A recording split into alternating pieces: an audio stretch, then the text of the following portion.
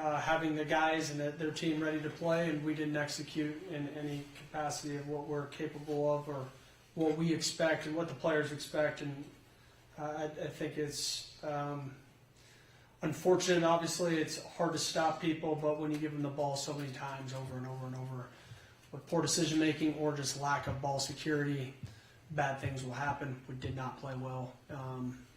9 of 9, they were 9 of 9 in the red zone. Some of these things, like, I do expect the defense to have a better stand, but at the same time, with drives starting at the 12-yard line after an interception returned, an interception at the -30, we were able to go 3 and out on that one. A drive starting at the 19-yard line after a fumble. A drive starting at the 30-yard line after a muff punt. A drive starting at the 12-yard line after an interception, and a drive starting at the 20-yard line after a fumble, all leading into the half, is a recipe for disaster. And right now, that is behind us. The only thing that we can control is our attitude and our mindset, is how we move forward and get ready to play what is a really tough Washington football team, one that I think is much improved from last year, with a dynamic quarterback and 2 NFL running backs that are elite. They got great skill on the perimeter, and they've improved significantly up front, and there's no question defensively they are stout. They play a 5-man front, and they're going to play in a lot of man with elite corners. So this game will surely present challenges. More interested in how we're going to respond, the attitude in which we attack the process of practice and preparing and having the right mindset to take a growth type mindset and take steps in the right direction. This is going to be an intense game, an emotional game for a lot of our players that have played in it, but also those that are from the state of Washington that take pride here in playing at Washington State. So I'm excited. We got to move on. Obviously, I don't think there's anybody more disappointed in how we played or what we played, because I do feel like everything at the end of it is a reflection of what I didn't do. I feel like that personally. And so we got to get our guys to respond and bounce back and get ready to play a better brand of football and be proud of what we put on the field. I want to ask about the running game. You guys, through 3 games, have 206 rushing yards, which is actually 6th fewest in the country. Yeah. In your mind, what is the main issue with the running game, and what kind of effect does that have on the rest of your offense? It has an effect, surely. And as I told the offensive staff yesterday, and even reminding them today, it's more about what our guys can do physically at this point. I do think it's technique inside of things, as far as getting their heads to the right place, communication up front, false stepping at the line of scrimmage, and playing together as one.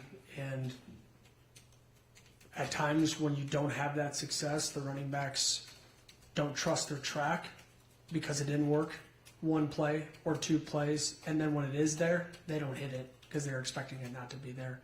And I wouldn't just say that from the offensive line standpoint in the running backs. I would say that collectively throughout the second half there. I mean, we started to, that's what happens when you start to play from behind. You feel like you got to make every play, and you stop doing what was taught, and you start looking to try to make a play, and then that's when bad things happen. Everybody's responsible for their job, and just because it didn't go our way the first time or we didn't execute doesn't mean that it's not going to be there the second time or the third time. Because in all reality, we had some progression down the field in some capacity. Was it by big play at times? Yes. Would I like to see it more consistent? Yes. It was the turnovers that killed us because of poor decision making, or honestly throwing some RPOs and throwing the ball away when the read said to give.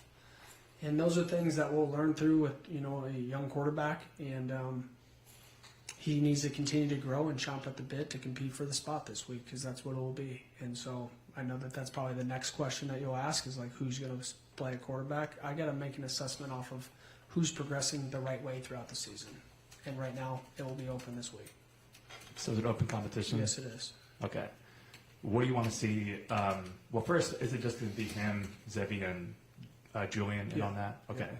What do you want to see out of those 3 guys, and what's that going to be like? Well, Julian's got to progress his decision-making process, as far as not just premeditating his throws. He knows this. And then I got to get off of a certain read, right? I got to get off the read, and I got to get to the next check without patting the ball and then looking to scramble right away when it's not really there. Zevi, obviously, some decisions there. He's got to hit those open throws. For him, that's kind of been the thing. But as far as like his command of the offense, it's there. His leadership is there. His work ethic is there. And he gives us a little bit of flexibility with his feet. Is he like elite twitch? And it's not. It doesn't need to be either. He's got to create something when something's not there. And then Potter has to improve decision making. He has done a great job in 2 games, right, of putting the ball in tight windows. But at some point, you got to be able to see the coverage. He missed some open throws, and he's got to grow, right? He's a young quarterback that's going through it for the first time, and the reality is the situation that we're in. And I don't want to look at this whole thing constantly as a rebuild. That we got to have success to rebuild. And for me, it's about winning right now and being in the present. And we got to grow offensively significantly because we got to make sure that we can put up some points, right? You have 5 turnovers in one half. It's hard to win because the game ran away from us in the second quarter there, just with poor play. Was it anything that they did? They played hard. They were physical. They made plays, and they were opportunistic about like the opportunities that came their way.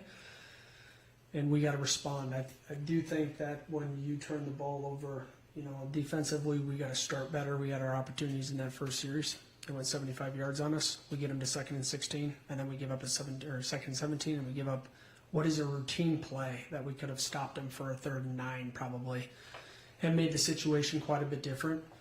But we didn't. They scored on us, and then we turned the ball over, and the ball goes to the 12-yard line, and they score on that first play. So within 4 minutes of that game, it's already 14-0. We had opportunities offensively to capitalize to change that game. It was 14-3. We hit the big shot, and if you can stay consistent and just move the ball, that drive needs to end with points regardless. Because now you're looking at a 1-score game. Obviously, if it's 14-6 and if it's 14-10, you're completely back in it. And maybe the mindset is different, but when you go series after series with blunders of mistakes, not just in the run game, but just turning the ball over, it's hard to respond. If anything, I was more disappointed in just the response, but it got out of hand so fast that it was one of those games where it's hard to get the mojo back, especially when you're going into the half down by that much, right? So message at half was just you can't make it all up at once, and you can't change the first half. We got to play in the present and be proud of what we do competitively as far as how our effort displays just that, how much we care, and that we're better than what we put on the product in the first half. So we'll grow, but we have to move on, and I can't sit in the past and constantly think about what happened in this game. Obviously, there's things that will be addressed as far as how we approach practice, to the process of the things that we need to improve at, but we need to move forward because as much as we hammer on these things, we can't be living on what happened. We got to move forward on what we're getting ready to play this week, which is a really good Washington team.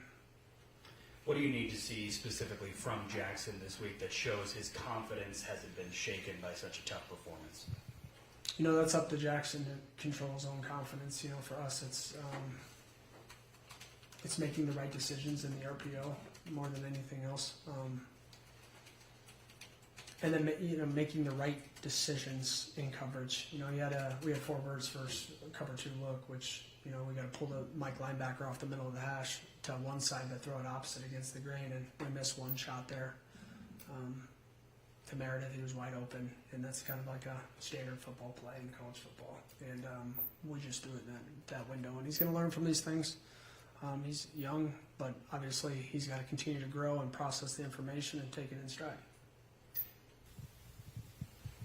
Just for the rest of the team, how did they come back from that game? Kind of what have you been hearing from the guys as they get ready to attack this next week of practice? The team knows that we're better than that.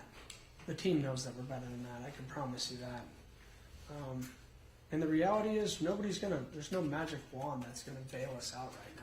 There's no amount of money that we can go out and just plug and play another guy in right 4 games into the season. We have to respond because nobody's coming to save us. So you have to choose your attitude, and I think you have to choose a level of certain positivity of how you go about your approach, that you believe in yourself, and it doesn't matter what the outside world thinks of you. because it's easy to be a critic. You got to be your own biggest critic, and you got to be able to take the mistakes that are in this game and grow from them, and then move on. But you got to grow from them. You can't ignore them. Coach, just kind of, again, touching on the run game, it feels like in particular Angels had some problems just finding space. There hasn't been the holes for him there. Obviously, you've seen him more than any of us. What have you just kind of seen on tape that maybe he's keeping him from being effective, whereas even, Kirby, Leo, and Max in the passing have found a little bit more space to work? I would say Leo and Kirby have played probably more decisive. They've made a decision and they've lived with it, and they hit it downhill, and what they get is what they get. And I think Kirby had one that was indecisive on this fumble. He was supposed to spray it and he didn't, and he could have got to the safety much faster. Instead, he stood in traffic and tried to bounce late and didn't have the greatest ball security, and the safety came up and made a play. So they all got stuff to improve on. It's just not Angel. Angel's got to stay in there and strike, in big on big protection or half slide, and he's got to pick up the blitzer, and he didn't do his job, and he knows that. I don't need to tell him. He saw it on film. So that play impacted the first interception, obviously, but at the same time, you can't make that decision to throw that ball when you're in traffic if you don't have a clear read to throw the football. When you kind of look at the week ahead, is there, you obviously mentioned the quarterback competition kind of opening up, and you've preached all year that there's always battling, you always have to earn your spot. Is there any other spots? Because it's unique, the fact that you have a starter, right? You have a transfer, and you have another young quarterback, and you have another transfer, right? It's just a situation that we're in right now, and if I don't open this and make it competitive, what does it say to the team?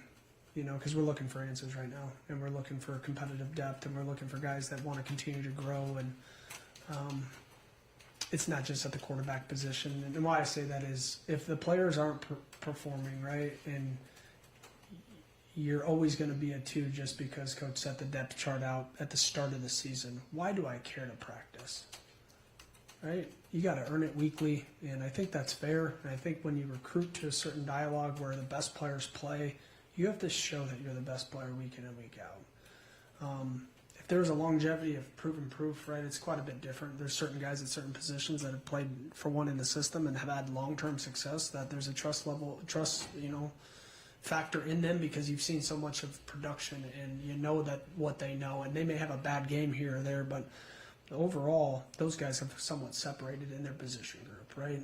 For the quarterback competition to be as competitive as it was, it's my job to make sure that I honor what I said, which is everybody gets a fair shake, and I think it's fair. And is it ideal? It's not, right? And I'm living in an unideal situation, but the reality is I got to continue to improve what we can improve, and that's offensively we got to get better, and we got to have production. And I wish the situation was different where you had a but it's not. But right now, my job is to be honest, give honest dialogue, give an honest opportunity, and that there was that during the summer and in camp, and there's been one through the opportunity of the first 3 games. People made a lot of the situation in the Idaho game, like Dugger was going to be a part of the plan just because Potter doesn't have active legs and runs the football. When he got put into that game, we were already planning on putting him in on the next series. So when you tell the guy, like, hey, get ready, you're going to take this next series, and then a turnover happens, right? Or, it's just what it is. Like, he was going in on that series. So, I've been proud of Zevi, though, as far as how he's gone about his work, and he's been put in a tough situation. And he would be the first one to tell you that he didn't play the best in the fall camp. But the reality is, he's in here and he's preparing like a starter, like I would want anybody to do. But it's his senior year, it's his last year, and he deserves it that I'm honest with what we see, because the world saw it, right? It's not just me. So Potter will get better, Zevi needs to get better, and Julian needs to get better. But they have to feel like they're competing for something, right? Otherwise, why get better if I'm always just going to be stuck in the same position that I'm in? Coach, And hopefully, guys, that's like kind of, I get asked the same questions every single week. Like, that was clear enough on why there's a competition. Because at the time, like, it needs to stop coming about one particular player, and it needs to be about the team. We need to grow closer as a team, and we need to respond better when bad things happen. Coach, you mentioned on Saturday that you wanted to look at the film and look at the effort level in the second half. What did you see there? Was there anything you didn't like, or were you actually kind of pleased with the fight there at the end? No, I think we're so much better than what we put on film. Kind of what I alluded to earlier. When you don't have success, in some of the errors that we were making were basic errors, like not executing a call, not running a blitz when we should. Like they walked into the end zone at the end of the half there after the last turnover prior to after the Dugger exchange fumble. They walked in because we didn't execute a call, and it's unfortunate. And we got to grow and we got to get better. Through it, the second half, it was almost like we were reaching to make plays that weren't our responsibility. The big run that got outside of Ben Beatty, he needs to set an edge. The safety needs to fit the B gap. Like that's like basic day one install stuff. And it's on me as much as it is the players because they're not executing. And so I can't look any further than myself with how do I improve this football team. So I got to take it on the chin. We got whooped. I'm not proud of it.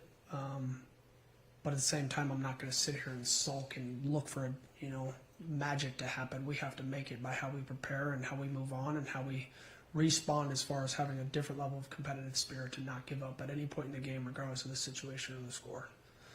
That takes growth from all of us. As you move forward to this week, I guess when you look at Washington on film, how key is it going to be to try and stop the run? I mean, these guys, many of them have seen Jonah Coleman for the last few years, did a good job against him last year. Just how much will that be a kind of a key for your defense this week? It will be huge, and I don't think it's just stopping Jonah Coleman, although he's elite. I think Adam Muhammad is really good. Saw him personally live. We offered him a scholarship where I was just last at, probably the first to offer him because I saw him live, and he's grown a ton. And he looks also well equipped to have success throughout his career. And he is a really good young player, but that neither one of those guys play like they're young. Those are elite talent at the running back position, and the quarterback is extremely twitchy. I saw him out of high school. He's from Arizona. So being able to watch those guys live and watch his development, I think the quarterback's elite. And they got some real talent at wide receiver, and they've been much improved at the O-line position. You could see it in just their first couple games, the physicality, how they run off the ball, their ability to strike and redirect on a moving target. They're good. And so we need to get ready to match their level of intensity, and we got to be able to communicate and play as fast as possible. On the defensive side, what challenges do you see on tape from the UW defense? Yeah, they're physical, and they play, and they believe in their corners to match up man-to-man, and there's no surprise on what they're doing. They believe in their skill set, and obviously they got great depth at that position. I feel like they think that is one of their strengths, which it probably is. Just up front, they got some real players. And when you play great teams, which I believe UW is right now, at the end of the day, it's a chess piece, but it all ends up kind of in a one-on-one matchup, especially when your quarterback is as dynamic as theirs. And so that's kind of what they're doing defensively. They're going to say that they're better than us, and they're going to line up, and they're going to play their brand of football, and we got to be able to execute. And we got to play with our hair on fire and be physical and play with the right emotion and intensity for 60 minutes in this game. Talked a lot about accountability and ownership. What changes do you expect to make in your preparation to better prepare your team for the weekend? Yeah, I think it's about where we put our guys in situations, what they're good at, and really taking a good look at our personnel and say, what are we asking them to do? Is it outside of the frame of what they're ready to do regardless of the scheme? And I think that as coaches, you got to take a self-reflection on it's not the scheme that wins games, it is the players that win the games. And I think that you've seen that a little bit as far as just what we did versus Idaho to what we did at San Diego State. We turned the ball over in this last game, right? And so as much as I want to be there to make the plays for the players, we got to put them in better situations and maybe calls that don't put them in that bind in a certain down and distance, right? Or don't ask certain players to do things that they're not right now proficient at is what they should be. And I would love to say that we're a final product, but as I started this season, I don't think we're going to be a final product until, towards the end of the season. We've got to progressively get better. There's a lot of new people on this team in a new system, and we can say, well, you've had time. Like, you have the spring ball, it's not like we don't mentally know. A lot of these things are like technical things, and then being able to adjust on the fly, and be able to put our guys in situations with things that they know. Those things happen over time if you're in a system because there's a recall of it. But when you have a lot of new players, there is no recall. They're living off of what was taught that week. Do you anticipate that Devin Nelson will play this week? We're kind of waiting to see how he looks this week as well. And then same question for Anthony Polano. Is there any? Same thing. We're waiting to see. I'm optimistic that he will be able. It's going to depend on like this week of practice and if he gets cleared. Being new to this rivalry, how do you immerse yourself in it, and the players that are new to it as well? Yeah, I think every time you play a rivalry game, it's emotional. I try to take myself out of the emotion of it because I don't know if that's the clearest way to think as a coach. My approach to the games really don't change. The preparation can't change as much as you want one more than the other, right? I think that if you don't want them all the same, you're leaving something to chance. But I know how important it is to the alum, and I know how important it is to the state for Washington State as far as this game. I've heard it since I've gotten here, and we're not taking them lightly. We need to prepare and go out and execute and play it at a really high level because we're deserving to play at a really high level. Regardless of who we're playing at, we got to earn it, and we got to earn it right now. And the prep has to start today as far as how we get ourselves in the right position to have success to make a run at this. So will it be pretty? I don't know if any game is pretty when you play great teams. You just need to find a way, and that's what we got to do this week. We got to find a way. You kind of read my mind when you were talking about all the people that were telling you about it. In those first couple weeks when we were so new, how many, what percentage of the people when they welcomed you to town or something said, make sure you go out and beat the Huskies? Quite a bit. Do you think you guys have an identity on offense right now? We're looking for one, yes. Okay. I guess the follow-up would be kind of a two-parter. One, like, what do you want the identity to be? And when you open up the quarterback competition the way you are now, what kind of effect do you think that'll have on the identity? Well, I think we're looking for answers to have success with a lot of new people, and the reality is we need to get into rhythm and be able to execute well at a particular thing. And I feel like every time that we start to get in rhythm, penalties have killed us throughout this season so far. Penalties killed us on defense this weekend, right? We were in position to respond after a couple of those turnovers as far as the down that we were getting them to maybe hold them, and then we had a PI. Identity-wise on offense, like I said before, I have a mindset of what I'd like to be. Are we ready to be that right now in the course of the season? We have to adjust, and that's what we're looking for. We're looking for answers right now as far as where we can have success and what our players are the best at.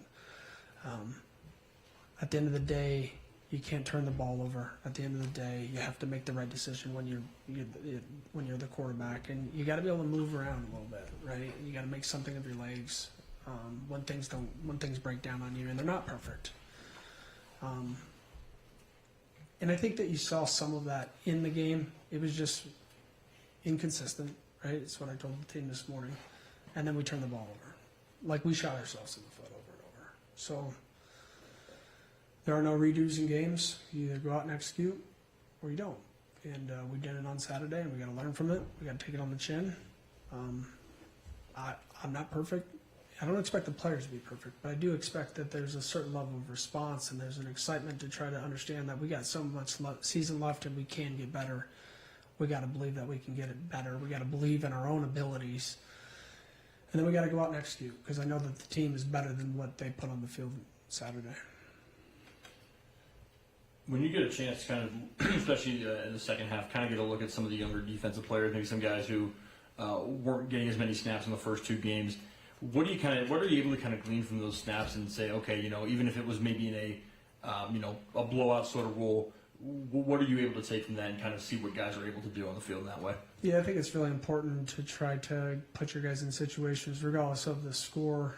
Obviously, when the score is much closer, it's easier to stick with ones and twos. But in order to get guys into the game, and the game got out of reach, so is it worth risking injury to certain positions? I don't know if it was, especially the way things were moving in that game. But I think every time that you can put a player in there and gain some type of experience, it pays dividends later on.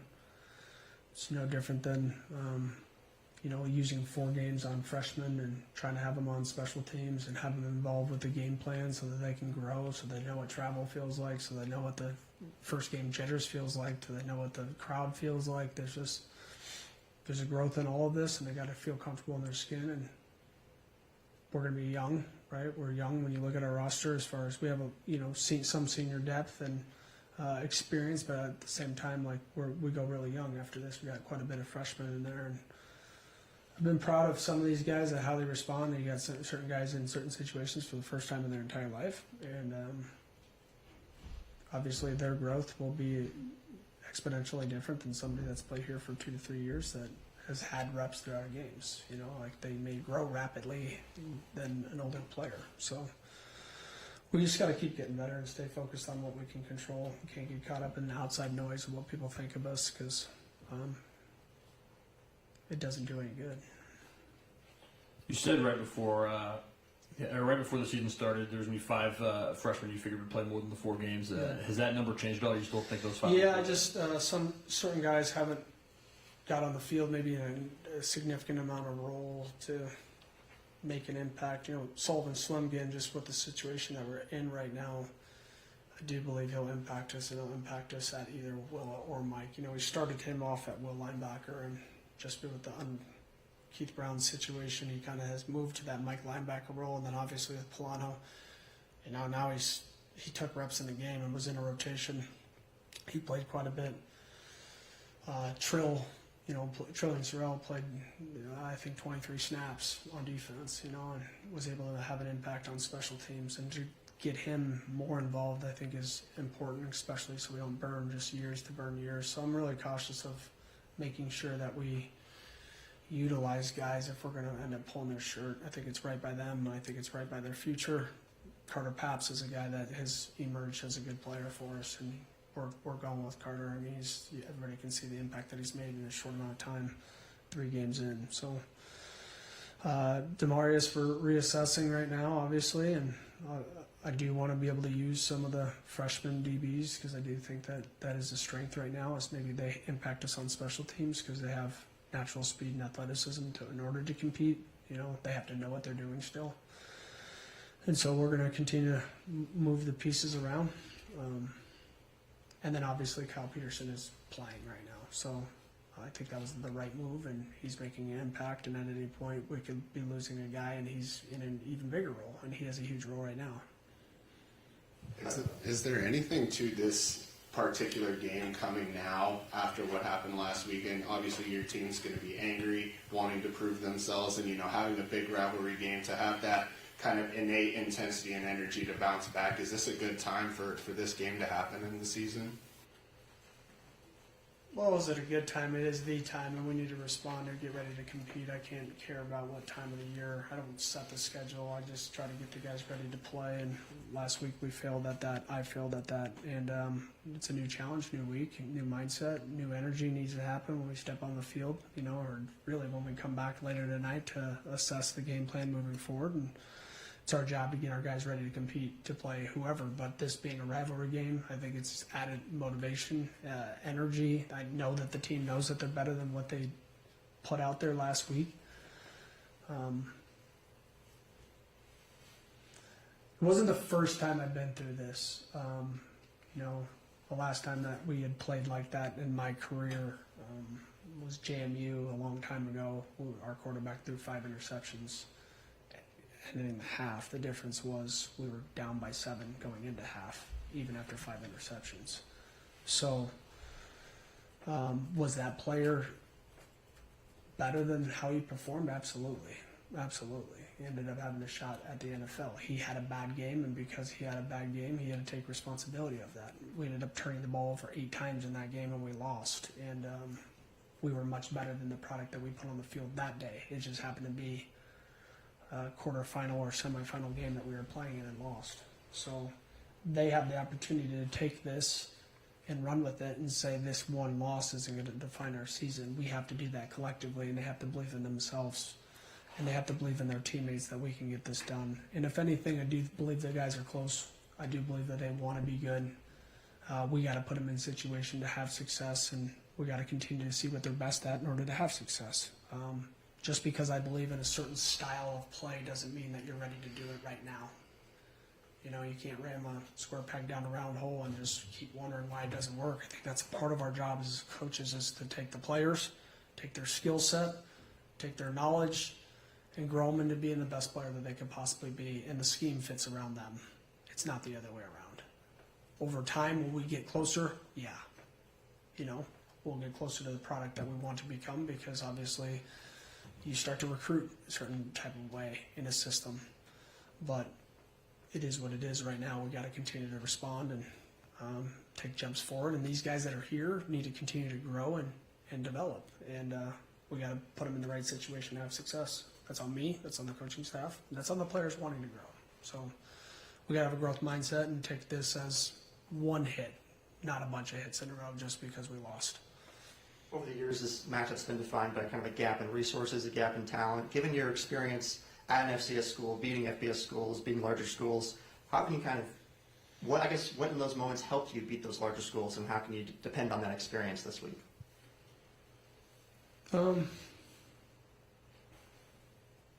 Yeah, I'm not going to talk about the lack of resources. I'm just not that way.